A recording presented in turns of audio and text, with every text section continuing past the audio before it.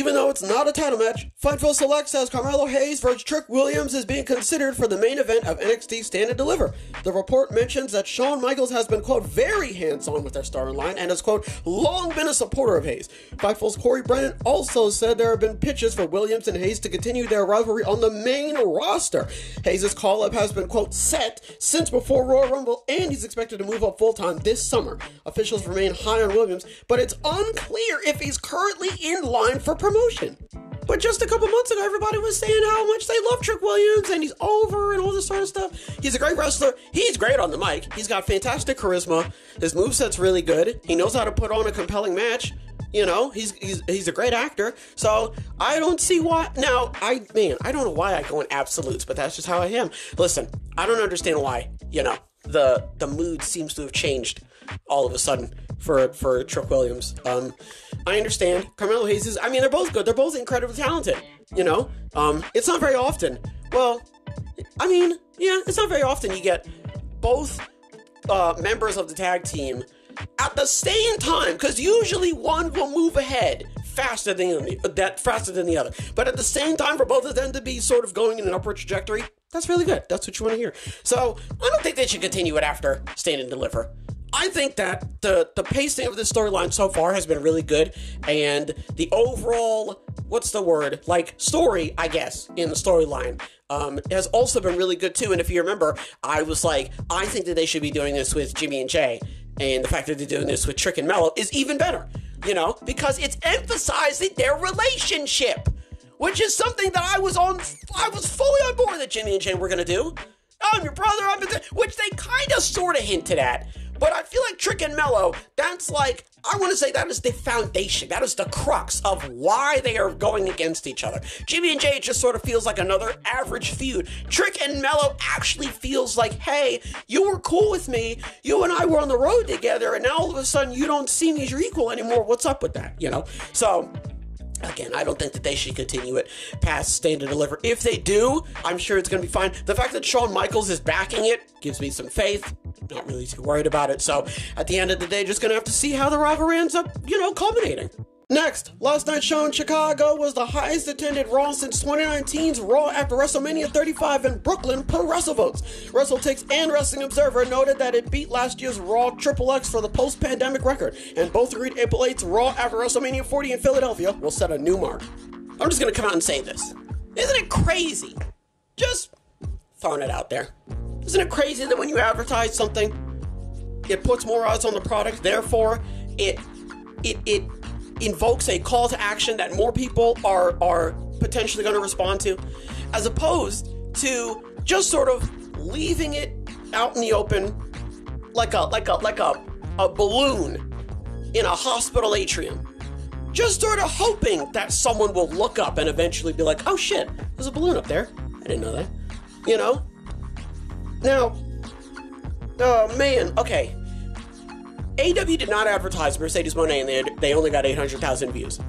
WWE advertised CM Punk for literally like 3 weeks. They told you about CM Punk coming to Raw. They told you about The Rock coming to Raw. They are telling you everything that's going on. They're explaining things to you. Yes, there's a recap. There's a progressive match flow every 5 seconds. But you understand what is going on. You get the motivation, you get why everyone is fighting. There is clear and concise, what's the word here? Storytelling, I guess, for lack of a better term. It's not that AEW is not doing that.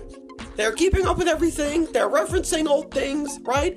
I'm not saying that AEW is just, not making sense. The problem is that AEW is relying way too heavily on hardcore fans. Way too heavily. They didn't tell you Kazuchika Okada was coming. There's no video package for Kazuchika Okada. At all. There's no video package at all for Kazuchika Okada. Mercedes said, oh, I've got a video package. Half of it was her in AEW. That's not a video package. Half of it was her walking out in New Japan. No matches, nothing. How long she's been there, the champ, nothing. That's why I said, if Kazuchika Okada went to WWE, they would do such a better job, because they'd be like, no one knows who this schmuck is, so we have to tell you who he is. I don't know if it was Dave Meltzer, Brian Alvarez, doesn't matter. Someone said you have to cater to the casual fans first. If you don't, no one's gonna know what the bloody hell is going on. Casual fans don't got a goddamn clue what they're looking at, man. All they want to do is spend their disposable income on a bunch of nonsense that they don't care about. They're not coming to the wrestling show to watch wrestling. They're coming to the wrestling show to turn their brain off. All they know is cheer Cody Rhodes, boo Roman Reigns. That's it. You have to tell them what to do. A hardcore fan will pretty much pick it up pretty easily, but like, not everyone in the crowd is a hardcore fan. So when you don't tell anybody anything, no one will come. Crazy how that works. Moving right along, Fightful Select says, quote, some things were progressing slower than what they anticipated in regards to MJF's recovery process, but they always knew he would be out for quite a while. Can I ask you a question? What are they going to do with MJF when he comes back? Let's assume that MJF comes back within the next, 3 months, right? What are they going to do? Because I'm wishing upon a star. I'm clacking my little ruby red shoes together in the hopes that they do not continue this Undisputed Kingdom MJF feud. I'm begging on my hands and knees. I'm in the church, sitting in the pew, hoping that Jesus will answer my prayers and for some strange reason kill Peter Parker. Why would you pray to that? Why are you in the church praying for someone to die? My man sat in the pew and was like, I want you to kill Peter Parker. Can you imagine if God came down and was like, yeah, hold on 1 second, I'll be right back. Huh? That's exactly why your dumbass got venomed in the first place. Who goes into a church? Oh, I'm just gonna wish for someone to be dead. I'm sure it'll happen. I'm sure it'll work. He's clutching the bracelet. What are you doing? Did he clutch a bracelet? I swear to God he had something in his hand. This moron's in the pew like, yeah, I'll just pray for someone to be dead, and I'm sure it'll work. I've done it before, you know? What are you talking about, Eddie? Anyway, so, man, I hope they don't continue this feud. I really hope they don't. God almighty, this feud is terrible. It's not a feud, but like, in kayfabe, it makes 110% why MJF would go after, Wardlow and all that sort of stuff, because they basically decommissioned him. So it makes sense that he's running after them. But, oh my Lord in heaven, please don't do this. This is a terrible, terrible idea. Terrible. The faction is they're dead. They're dead. Hey folks, they're dead. Roderick and man, I don't know their name. I assume the Kingdom. Roderick and the Kingdom are the Kingdom are the only ones running around with gold. Adam Cole's injured, so he's doing when I tell you nothing.